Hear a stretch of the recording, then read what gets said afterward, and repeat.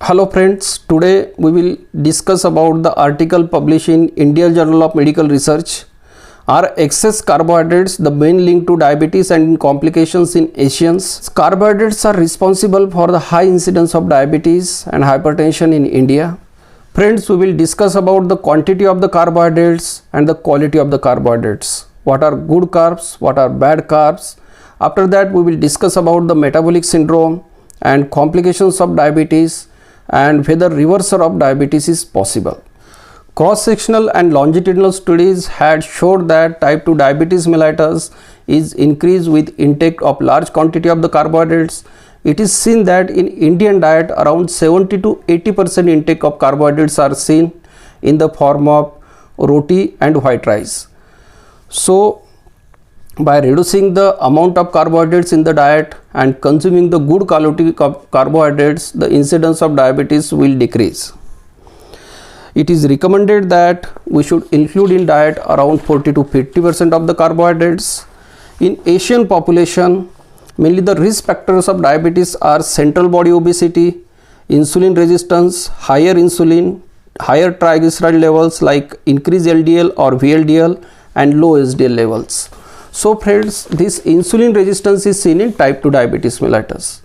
There are two types of diabetes. In type 1 diabetes, the insulin is not produced from the beta cells of pancreas and it is seen in the younger age, while in the type 2 diabetes mellitus, it is only because of the insulin resistance. If we eat large amount of the carbohydrates, the sugar in our blood increases and the insulin transport the sugar from blood to the cells. But with the time, if you are taking large amount of the carbohydrates, the sugar levels in your blood will increase and the pancreas have to produce the large amounts of insulin, leads to the insulin resistance. Suppose 10 gram of glucose is transported with the 10 units of insulin from blood to the cells. So over the period of time, because of the insulin resistance, to transport 10 gram of sugar to the cells, body will need 20 units of insulin. And there is a limitation to produce insulin from the pancreas, so there will be the rise in the sugar levels in the blood and it will lead to the diabetes mellitus. For increasing sugar levels and insulin resistance, the refined carbohydrates are responsible, and if we eat large quantity of the refined carbohydrates, processed foods, then the chances of diabetes mellitus will increase. Our diet contains mainly three components: carbohydrates, proteins and fats. And in USA, China, Japan and India, there are large studies are done to correlate the incidence of diabetes mellitus and the high intake of carbohydrates. And it is seen that high intake of the refined carbohydrates led to the increase in the incidence of the diabetes mellitus. Particularly in the USA, the increase in the refined carbohydrates, in Japan and China also increase in the intake of white rice has led to increased incidence of the obesity and diabetes mellitus.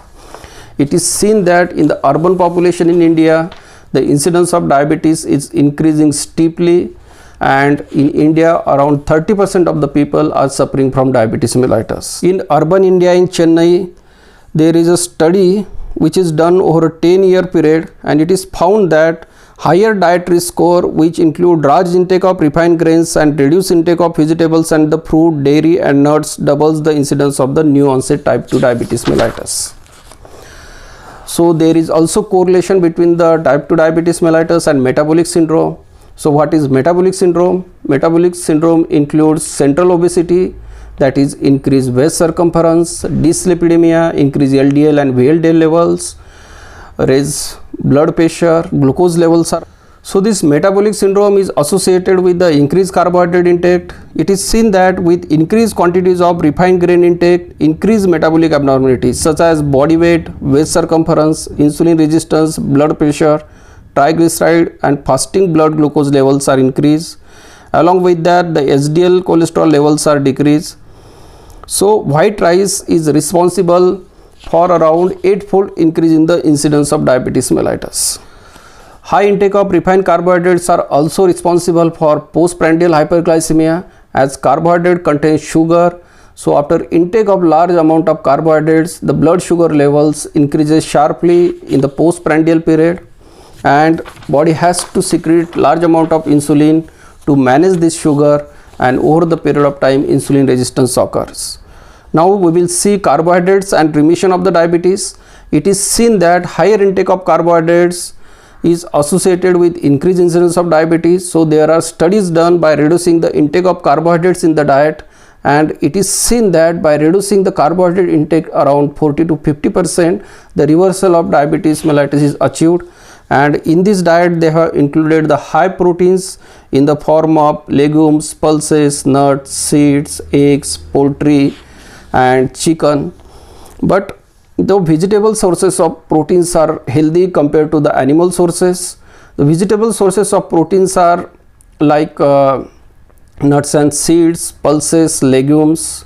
So we should eat adequate amount of proteins in your diet. Carbohydrates are responsible for complications of diabetes mellitus. Diabetes mellitus has two types of complications. One is because of microangiopathy and the other are because of macroangiopathy. If small blood vessels are affected, it leads to the microangiopathy and can cause retinopathy, which causes loss of vision. Nephropathy may lead to the kidney failure and peripheral neuropathy. The macroangiopathy complications, if large blood vessels are involved, then it leads to the heart attack, coronary artery disease. It also causes peripheral vascular disease. The arteries supplying to the legs are blocked. It led to the diabetic ulcer or gangrene of the lower limb. So amputation may be required in the future because of this peripheral vascular disease. It also causes strokes if the arteries supplying to the brain are affected. It is seen that high intake of carbohydrates is related with the increased incidence of the diabetes mellitus. In PURE study, which is done on around 1.35 lakh people, and it is seen that the mortality is increased in the people taking high carbohydrate in their diets, because it leads to the high incidence of diabetes, hypertension and their complications. So the carbohydrate in your diet should be limited to around 40 to 50%. Protein intake should be around 30% and fat intake should be around 20%. So from all these cross-sectional and longitudinal studies, it is clear that high intake of carbohydrates is responsible for diabetes mellitus, its complications, and it also leads to the increased mortality. So friends, in our diet we should reduce the quantity of the carbohydrates to around 40 to 50%. The second important thing is the quality of the carbohydrates. We should not only reduce the quantity of the carbohydrate, we should also include in our diet the good carbohydrates. The quality of carbohydrates should be good. So what are good carbohydrates and what are bad carbohydrates? So we should avoid the bad carbohydrates in our diet. Then what are bad carbs? Bad carbs are white rice, which is processed, white bread, then sweetened drinks, fruit juices, cookies, pastries. All these carbohydrates should be restricted and we should include good carbohydrates in your diet. So what are good carbohydrates? Good carbohydrates includes whole grains, legumes and pulses, vegetables, whole fruits, nuts and seed. So friends, legumes and pulses contain around 25% of the carbohydrate. It also contains adequate amount of proteins.